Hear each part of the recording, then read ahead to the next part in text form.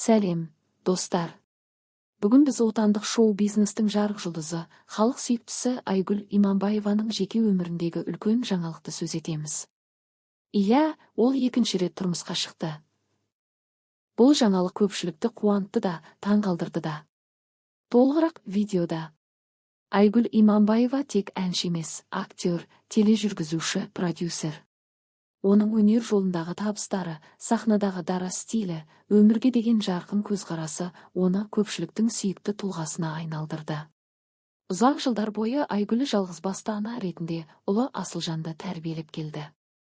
Халық оған үлкен құрметпен қарады. Дегенмен 2024 жылы оның жеке өмірінде жаңа кезең басталды. Айгүл Иманбаева өзінің екінші рет тұрмыс құрғанын ресми түрде мәлімдеді. Бұл ерекше оқиға Лос-Анджелес қаласында, Палестин мешітінде өткен. Әншінің айтуынша, бұл некеге оның ұлы Асылжанның батасы мен рұқсаты ерекше рөл атқарған. Айгүлдің өзі былай дейді: "Ұлым мені жолдасыма аманаттап тапсырды.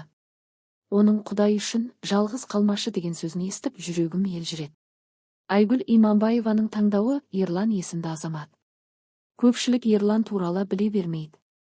Бірақ белгілісі, Ерланның анасы Айгүл ансамблінің бұрынғы әншісі Ақжан Жайсаңбаева. Бұл қосылу тек махаббаттың ғана емес, өнердің жалғасы десе болады. Некеге отырған күндері де белгілі 2024 жылдың 23 ақпаны. Яғни биыл олар алғаш рет отау құрғандарына 1 жыл толғанын атап өтті. Әлеуметтік желіде Айгүл Иманбаеваның күйеуімен бірге түскен суреттер мен видеолары таралып жатыр. Кейбір сәттерде екеуінің сүйіспеншілігі, шынайылығы, бір-біріне деген мейірімі көрініп тұрады. Кейбіреулер бұл махаббатты қызғанышпен қабылдаса, көпшілік қуанышпен қарсы алды. Себебі жалғызбасты елдің бақыт тапқаны бүкіл аналарға үміт.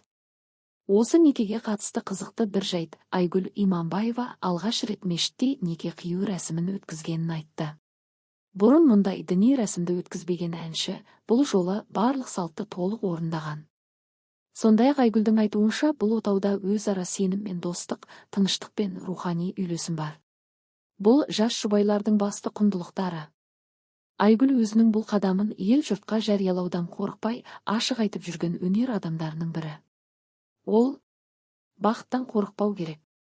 Қоғам не десе де, жүрекпен жасаған таңдауың шындық" деп айтып жүр.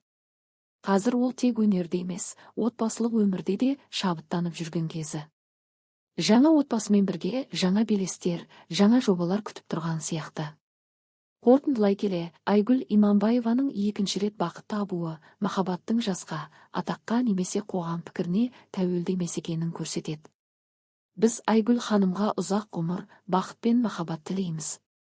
Сіздер не ойлайсыздар? Айгүлдің бұл шешіміне қалай қарайсыздар? Пікірді төменге қалдырыңыз. Жазылуды, лайк басуды және басқа қызықты жаңалықтарды жіберіп алмауды ұмытпаңыз.